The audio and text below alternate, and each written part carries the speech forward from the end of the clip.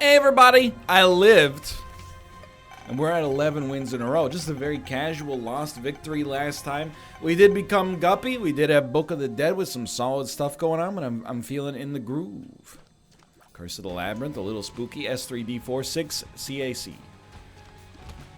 Judas, always a little dangerous. Dude, can I tell you? It's a bad start, brother. Let's not do the anecdote I was going to do, and instead, let's potentially not be killed instead. How does that sound to you? It sounds pretty freaking good to me. I mean, to get hit by that enemy is not a good look. All we need to do here is live, okay? And then we've got, actually another avenue for success has been opened up to us via this tinted rock. But, I mean, now instead of a heart, we need a heart or a bomb. Just gotta find your right moment to get in the revolving door here. That's a key. Anyway, I don't think I finished what I was saying earlier. All I was gonna say is to get hit by those enemies is kind of embarrassing. We probably, okay, we're doing just fine. I wish that did heal us, but it is very helpful. The speed downgrade is a little dangerous. Please God, just be a tinted rock or a golden chest containing something that is relative to HP. I'm serious. Okay, thank you. All's forgiven. Well worth it. Okay. So I've and it wasn't really like a resolution sort of thing, but I've cut my my caffeine consumption a little bit, just because I was like, you know, let's experiment and see how it works. And I was having 2 cups of coffee a day. I felt normal. I cut it down to 1 cup of coffee a day. I feel exactly the same. So I've just been drinking 1 cup of coffee a day. But you know, times have been a little. I mean, times haven't been tough, but we've been busy. I didn't have a chance to, you know, prepare any coffee for today. I just don't like drinking hot coffee anymore. That's, you know, if you want to argue about that, that's fine. I mean, hot coffee is a beloved drink. I'm not trying to say that it's, you know, I'm on the vanguard of coffee philosophy. I prefer cold/iced coffee. I didn't make any cold brew. Cold brew cannot be prepared instantly. It requires prep time in advance of the situation.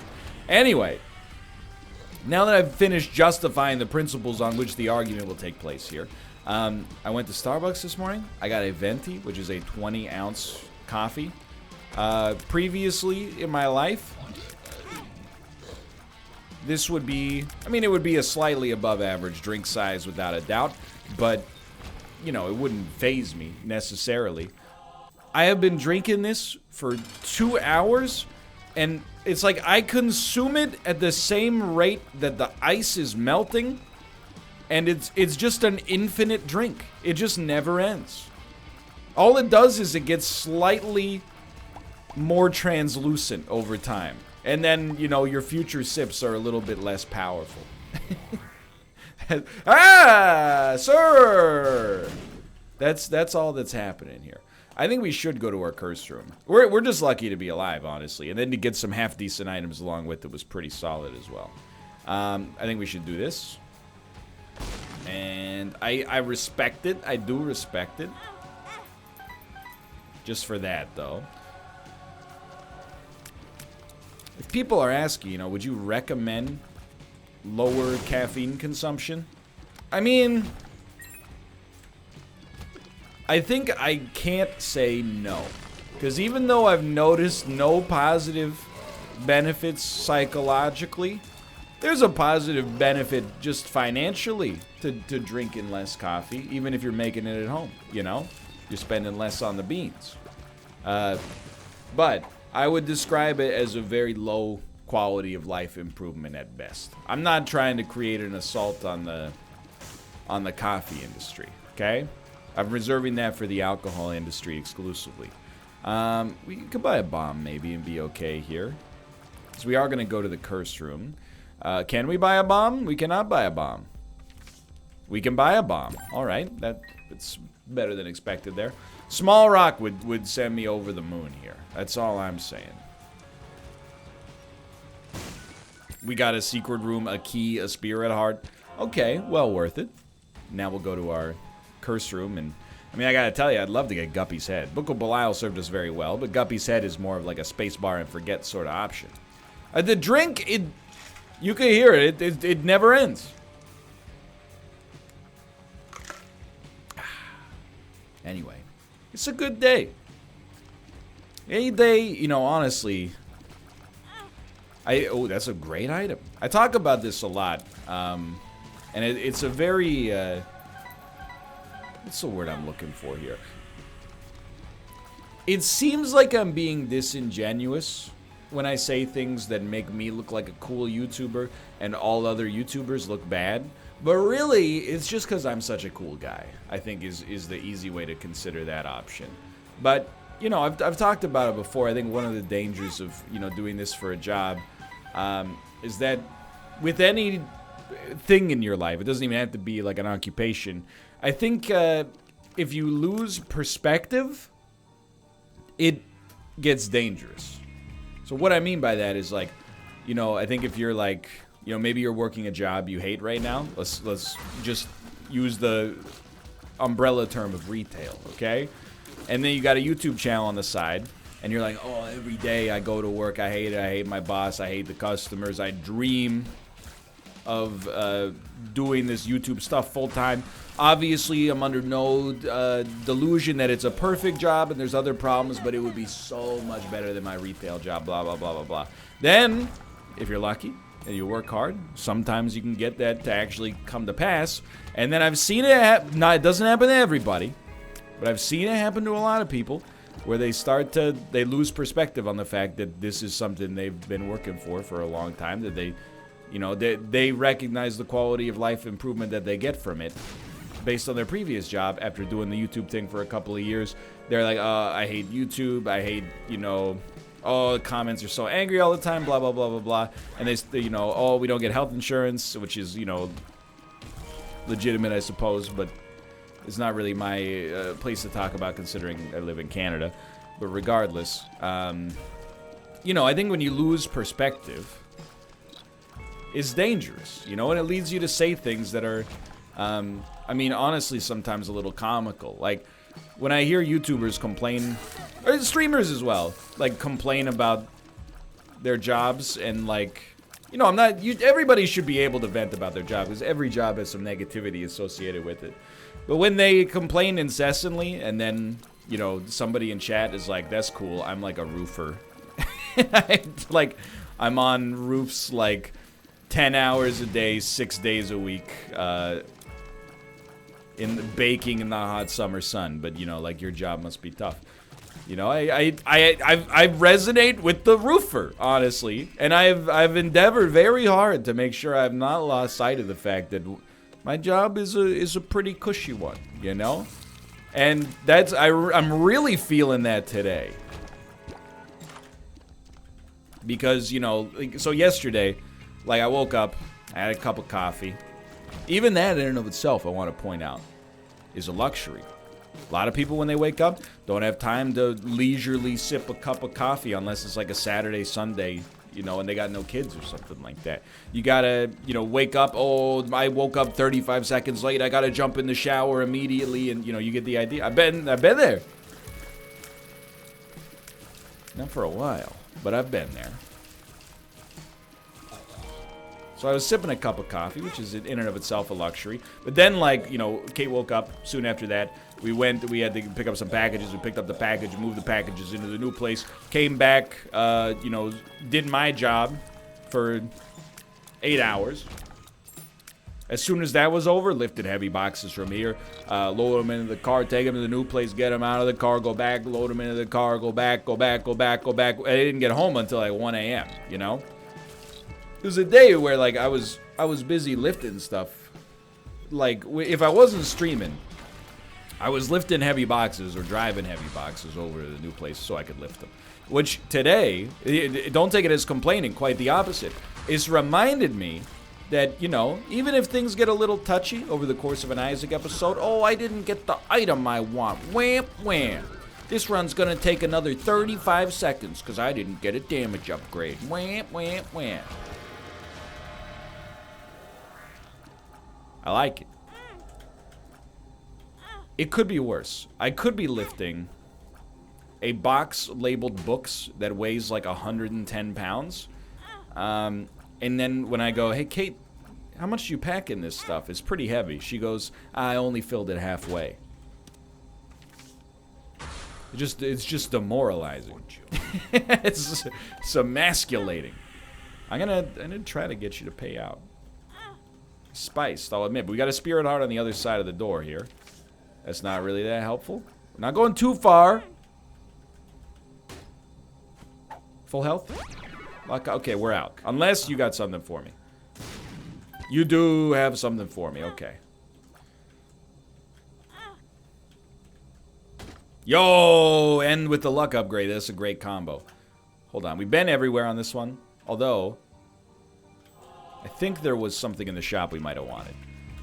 So, you know, I'm feeling good today on a day where, you know, I can just sit inside for most of the day. I'm not actually lifting much heavy stuff. Probably a little bit, but... This gives us 3 spirit hearts. It gives us 1 spirit heart and 1 red heart. Okay, I don't know if that was worth it then. And I'm also cognizant of the fact that when I complain about, like, you know, moving... First off, we're moving up in the world, which is nice, and I'm very grateful for that. And I have you guys to thank, for one. But then also, on top of that, you know, I am but a visitor, you know, in this world of moving. And I talked about it, I don't know, probably like 2 months ago in an episode, but I was like, man, there's Guppy's head. Probably did talk about There's Guppy's head in an episode 2 months ago as well, because it's, you know, a ubiquitous item. But, you know, I have nothing but the utmost respect for... Basically, I don't consider myself talentless. When I say that, people, they get... And they always think I'm fishing for compliments, but the reality is I'm immune to compliments. A compliment, it means nothing to me because I never trust the person saying it. So you can compliment me as much as you want. I feel nothing. I'm like John Turturro's foot in Mr. Deeds. Sometimes you just gotta be proud of a reference like that. You got the actor right. You remembered the situation from the movie. It's, you know, of the right age as far as a film is to be resonating with most of my audience, etc., etc. But anyway, you know, sometimes I describe other people as talented and me as not having talent. It's not that I think I'm not talented. You know, I think I do have a talent for speech and, you know, and language. And, you know, this one's going to sound a little bit full of myself, but I think I understand the construction of a joke, you know? Like, I recognize that, you know, this type of stuff that I'm making, I don't really want to just be like, ooh, pee-pee, poo-poo, farty, ha-ha-ha, you know? Like, sometimes I you know, you take a bit with a little bit of different energy, and you seed what's going to be a punchline later, and then you return to it later in the episode. And, you know, to do that on the fly at runtime, there's skill involved. However, it's not that I think myself is talentless. It's rather that I think my talent is valueless. So I'm like, yeah, I'm good at this, but what is this? You know, just the milk and honey we use to distract ourselves from the fact that, you know, we too one day will die. So we've, you know, we had movers, like, move some furniture, and we still got other stuff to move, but, hello? When they move in things that are too heavy for me to move in myself, I'm like, thank you for visiting upon us today with your incredible, unbelievable, I think we're just gonna leave here. Like, it's amazing to me. You've got a talent that I can't even understand. Lifting a heavy object without scratching our walls. Wow, how do you do it? And then, you know, we had, like, an electrician come and install some light fixtures. And I'm like, teach me this incredible skill, this bounty of the gods that has been bestowed upon you through, you know, 2 years at a trade college, followed by several years of apprenticeship under a journeyman electrician. Like, every single aspect of moving in here has been like... I'm like, I'm but a slug. I am but a parasite sucking resources from this earth. You, sir, you are the true heroes. So I respect it, you know? I'm the opposite of a lot of people. I look down on my own profession. And I'm laughing because it's not a joke. I look down on my own profession, and then literally anybody in any other profession, I'm like, wow, you're like basically a superhero.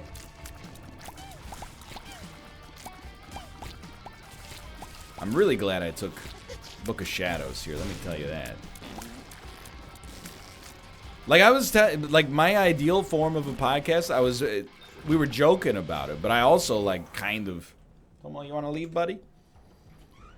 I was kind of being not facetious as well. It's like I have so little, I'm not really sheltered, like, by YouTube/Twitch standards, okay?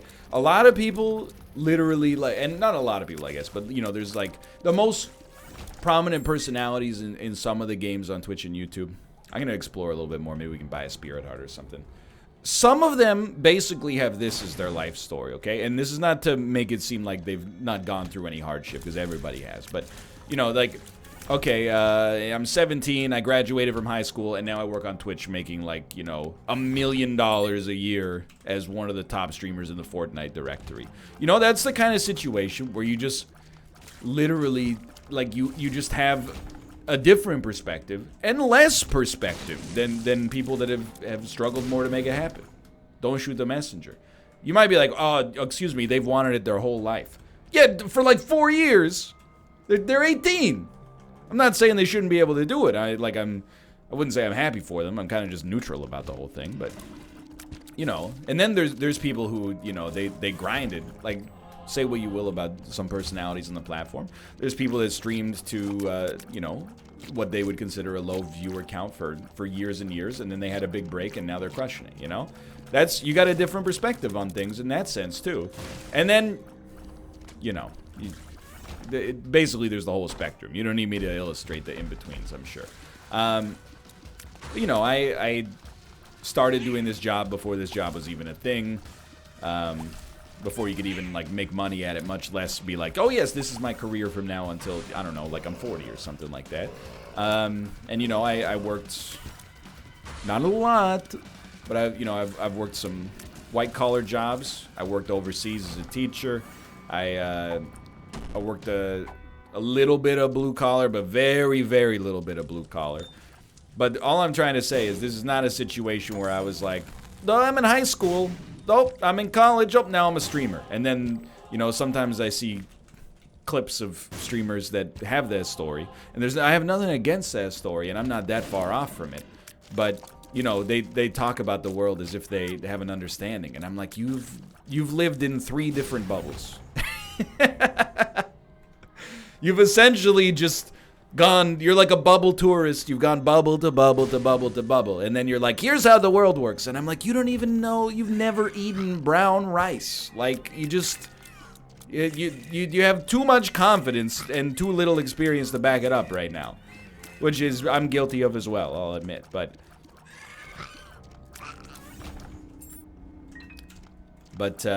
you know, I am sheltered by 30-year-old standards, but not sheltered by, like, by Twitch, YouTube standards. But where I was going with this is, like, dude, I want to do, like, a podcast where I just invite people in Vancouver that do jobs I don't understand, and then just have them on the show, and all I do is ask them about their jobs and go, like, whoa, that's crazy. Because I'm telling you, like, I would love to have, like, a podcast, one episode. Hey, we got a bunch of movers on the show. Tell me about, like, the worst customer you ever had. Wow, that's crazy. Tell me about the heaviest thing you had to lift in the tightest space. Well, there was one time we had to move, it was a narrow spiral staircase. We had to carry a 8-person leather recliner up it, and also the recliner was made by Versace.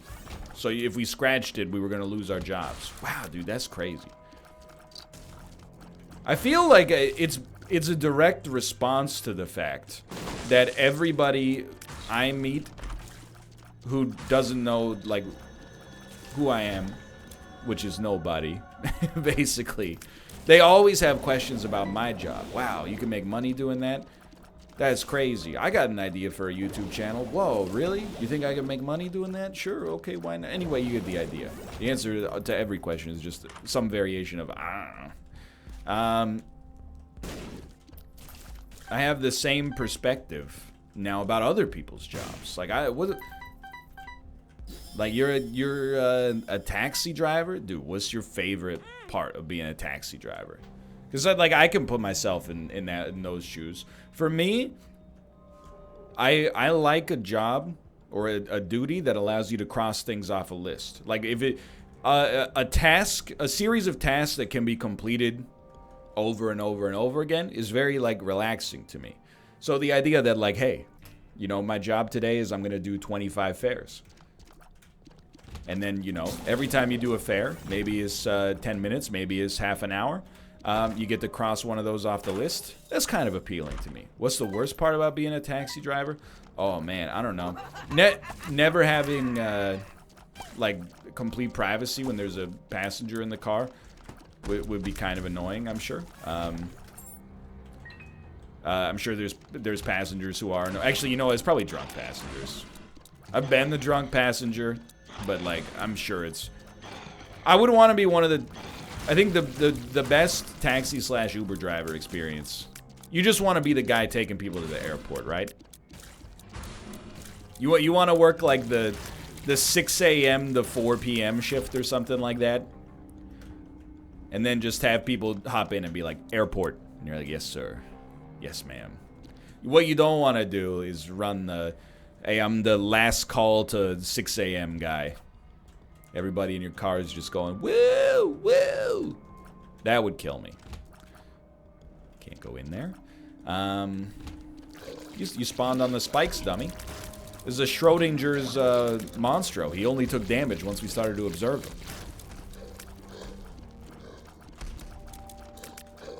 See, I'm interested. Because, like, I have parts of, like, the YouTube Twitch experience that I like, and I have parts of the YouTube and Twitch experience that I don't like. You know, it's not the obvious stuff. Like, I don't really care about the obvious stuff. I don't want to, if and this is, we're just spitballing. I'm not saying this thing's going to exist because then I'll get bugged about it forever. But if I was to run a show like this, it's less about, like, how much money do you make. I don't care, you know? What are your benefits packages? No, I don't want to hear that. I want to hear, like, on a spiritual level, what's your favorite part of the job? You know? The best part of the job for me is when you make, like, a bit that really connects, and people laugh at, and you also have pride in. That feels amazing. So there's, like, a sense of accomplishment and you know, almost like you know, self-fulfillment. You're like, only I could have done that specific one right there. That's a great feeling. What's the worst part? Well, I mean, like, the uncertainty is compounded, right? Like, I'm sure if you work in any other, like, media field, maybe if you're, like, a singer, for example, is maybe the best example. You know, you make it big as, like, a 22-year-old or something like that. You're riding high. Everybody's like, we love Isaac. But you don't know. You know, when you're 26, maybe people are going to be like, oh, we don't really like this guy anymore. When you're 30, maybe they're going to be like, we don't really like this guy anymore. Or maybe you're going to be one of those artists who has a career, you know, from 22 to 70. And they can still play reunion shows and draw a few thousand people into the local community center. It's just, you never know. So it's that combined with the fact that, you know, the platform is so uncertain to begin with. So the double uncertainty is definitely the, on a spiritual level, the worst part of the job, in my opinion at least. And that's the kind of stuff I want to hear from other people, you know? Like if you work as, like, you know, you're the head chef at a restaurant. What's the best part? What's the worst part? I literally, like, I could not care less. If you were like, I made $10 million a year doing this. Okay. I mean, it's good for you, honestly. But also, I'm like, it's not really what I'm here for. I'm like, what makes you tick? What's your story? Okay, well, that was not wise. But anyway, let me caffeinate here.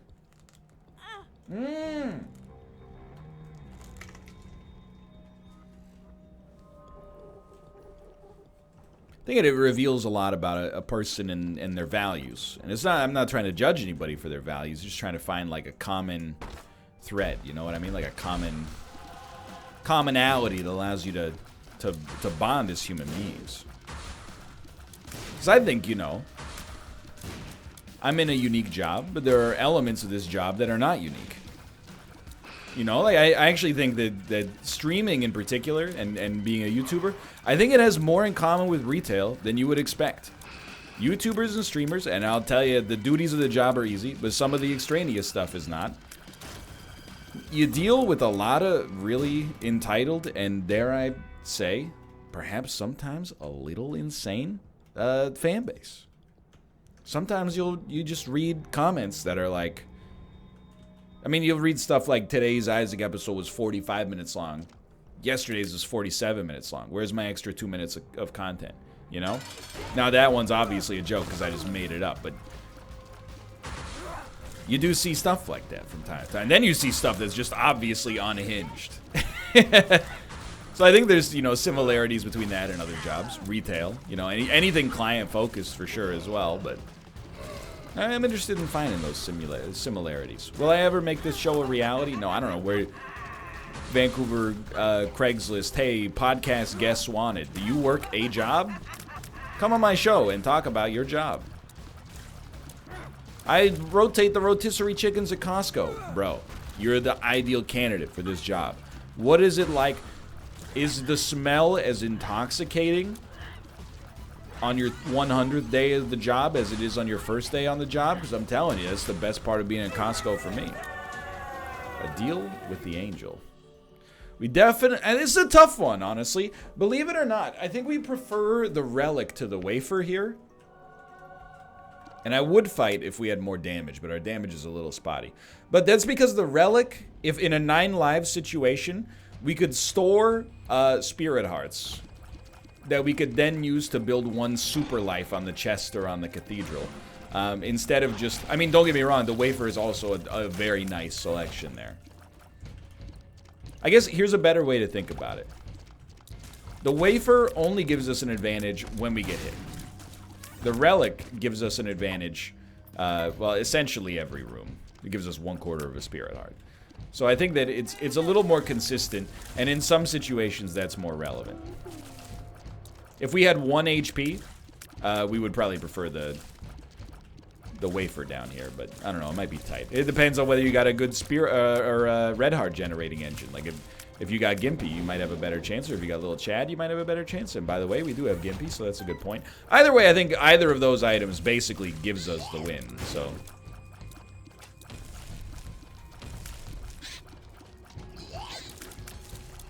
Anyway. I am interested. Malf and I have been talking on the scenes and behind the scenes. I think both of us, you know, it's not like a New Year's resolution because it's only November as of the time of this recording. Backlog revealed. But, you know, in 2020, I want to make more non-games content. Because I've come to realize that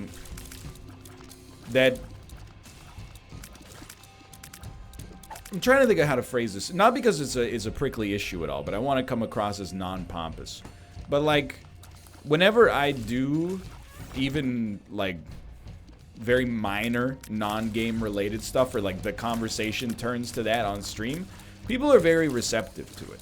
I think, you know, my audience has aged with me. Probably have a little bit of an older audience by, you know, quote-unquote gaming YouTuber standards. Interested in talking about, like, more lifestyle stuff, you know? Less, still pop culture, for sure, but, you know, less exclusively related to the world of games. More like, you know, movies, music, food, the drama, the pageantry, etc., etc. You know? So Malf and I have been kicking some ideas around in the can. And now, why... Spare me, is all I'm going to say. People are going to be like, oh, you're becoming a just chatting channel now? This is a good one. Yeah, sorry, I forgot to laugh. I'm too busy laughing at the other 4,000 people that said the exact same thing. The answer to that question, though, is no. And, you know, it's a little offensive that you would even assume that I would be like, okay, now I'm a React channel or something like that. The real answer would be like, you know, The channel would be like literally exactly the same, but on occasion there would be an extra piece of content that is perhaps not necessarily related to games, because I just can't talk about video games that much. I wish I cared about the things that really bring the ruckus in the gaming industry more than I do. I wish I cared about EA's stock price and, you know, NBA 2K20 is full of microtransactions, but I only care about it insofar as I think it's funny and I can make a cheap joke at its expense. But I'm like, apart from that, I'm not really interested in. Like, I love games, but I just don't care for the industry. You know, I don't care for the machinations of, you know, where things are going and blah blah blah. And because, you know, one dev made a game that's heavily exploitative, does that mean that the gaming industry is moving in this direction, even though there's 1,000 games coming out every single day? So why are we looking at one data point as if it matters? Well, because getting angry is what pays the bills, and it's you know I got a lot of thoughts on this subject. So, and Malf's the perfect guy to collaborate with on stuff like that. He's a good idea man. I'm interested to see what we're gonna come up with. But you know, give us some time, because you want to do it right. You want to let it percolate.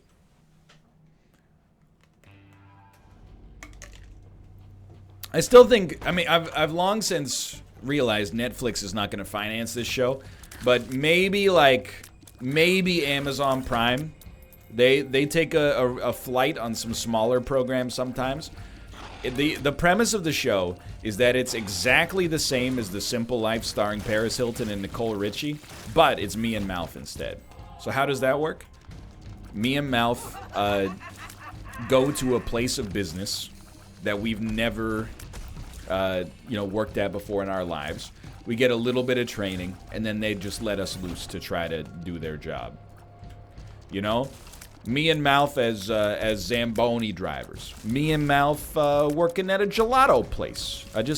I'm telling you, if we could get that show off the ground, it would be ideal. That's probably it would be one. People would be like, oh, the best television program of all time, The Simple Life starring Malf and Ryan. I mean, Breaking Bad is pretty good too, but like, you know, it can't hold a candle to the watchability of The Simple Life.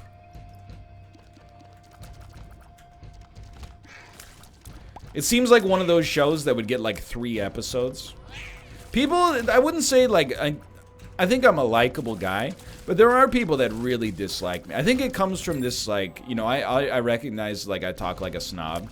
And the irony, of course, is that I try to talk using unambiguous vernacular so I don't get misinterpreted as much as possible. And I say exactly what I mean, except when there's a veil of irony or sarcasm over top of it.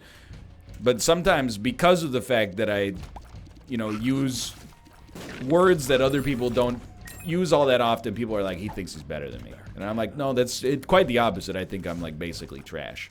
What do? You're a mason? Oh my god. How do you do? That's incredible. Like with the stones and the grout and everything? How do you do that? Don't you get sore from lifting all those heavy rocks? Anyway. Sure, that's, yeah, whatever. Go for it.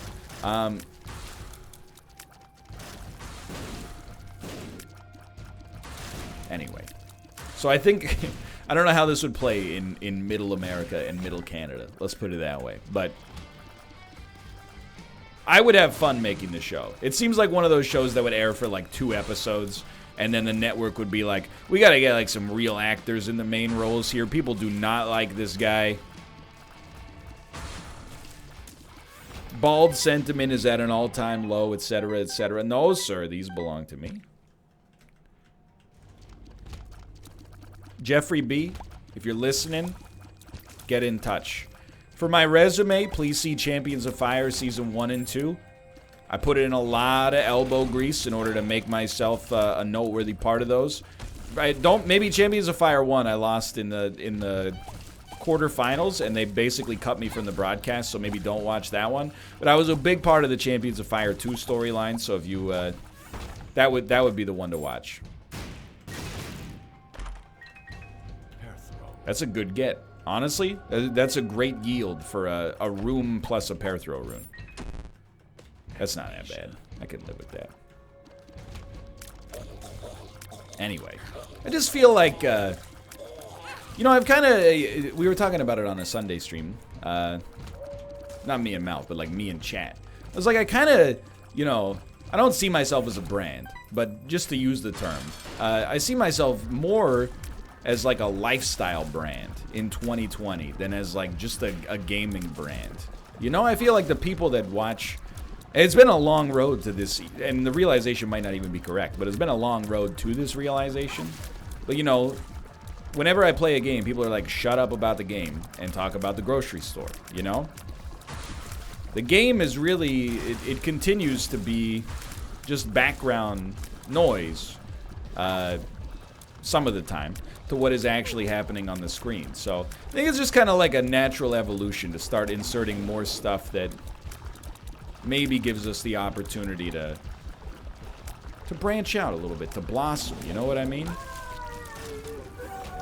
Okay, a deal with the angel. The mind is good. I don't really care about... And we have Black Candle too, right? I don't really care about fighting the angel statues at this point because there's only one left. And also, I don't really like this run that much. So get ready. Fashion vlogs coming next year. Fashion vlogs and 90 Day Fiancé episode recaps.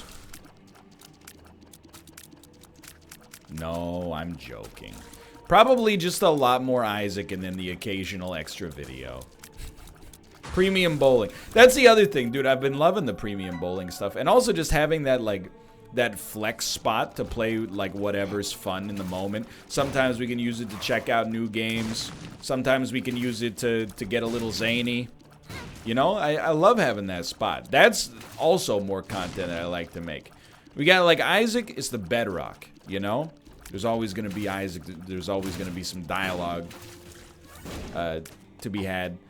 Podcast-esque situation. There. Like, I really I appreciate having the opportunity to have solo content, you know? I like being alone a lot of the time. Together.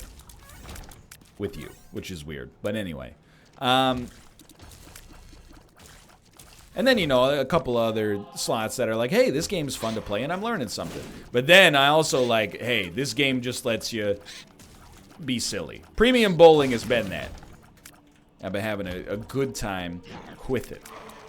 Although, you know, it's been done for like probably literally 3 weeks at this point because of the staggered backlogs. But anyway, that's, you know, those are my 2 cents.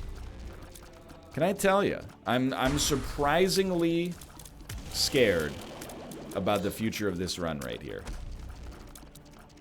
I have a, wouldn't say a suspicion, but I got a little bit of a fear that things could go sideways. And I'm not talking about a Thomas Hayden Church, Sandra Oh, Virginia Madsen, Paul Giamatti film directed by Alexander Payne in 2004.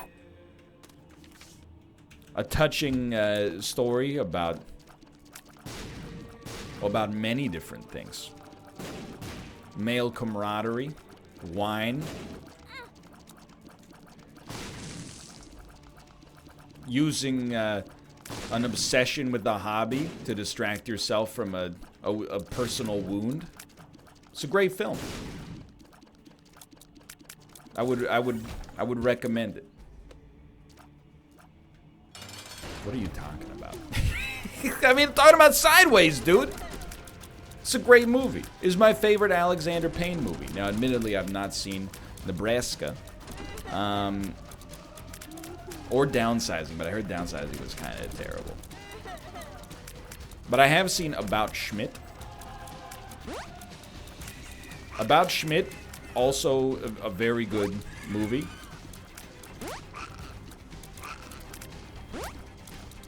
A late career, meaningful role from Jack Nicholson.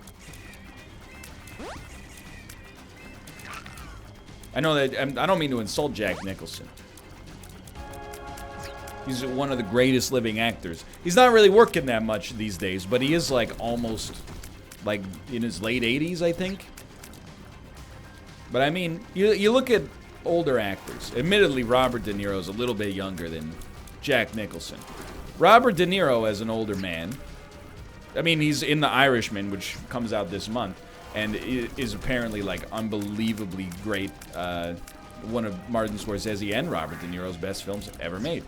But he also took on a lot of stinkers, you know, in his 60s, 70s, and maybe, I don't know if he's in his 80s yet, but he took on a lot of garbage there. You know, Dirty Grandpa is just insulting. Not to say he didn't have fun making it, you know. I'm not trying to judge the guy, but really feel like Jack Nicholson he took the other route and was like, if you're not going to give me meaningful roles as an octogenarian, then I'm just going to enjoy my, you know, tens of millions of dollars of net worth and, you know, disappear a little bit. So we like, and then we reroll. Spun and possibly Guppy, but we don't know. Honestly, I think I'm not gonna D4. We'll Hermit instead. It has taken us much closer. I mean, we will win easily now. No Guppy, but still. This is a great setup. So we did it. I mean, the only times this run was really in question were like right at the freaking get-go. When we took damage against an enemy we really, to be honest with you, just had no business taking damage against. But, data miner, that's a good one. It's a very meager streak. But we're 12 wins up. And I gotta remember, this is a good time to refocus and remember, how did we lose our previous streak? Well, we kind of, things just, it was my own fault. We took damage, I think it was on a Judas run. But we got to start doing the little things right again. At the start of this one, I think we were doing the start of this streak, I should say. I think we were doing the little things right. Maybe we've gotten a little bit too big picture over the past few episodes and would benefit from being, you know, a little bit more down to brass tacks. But we're executing un-algorithm appropriately here. Honestly, I didn't move there because I thought we had the soul. But we do not have the soul. We have the weird lantern instead. The sensor. Censors on YouTube, who would have But really, thanks for watching. I hope you enjoyed the episode. If you did, click the like button. Helps out a great deal. Of course, subscribe if you want to see more in the future. For now, thanks for watching. I will see you next time. See ya!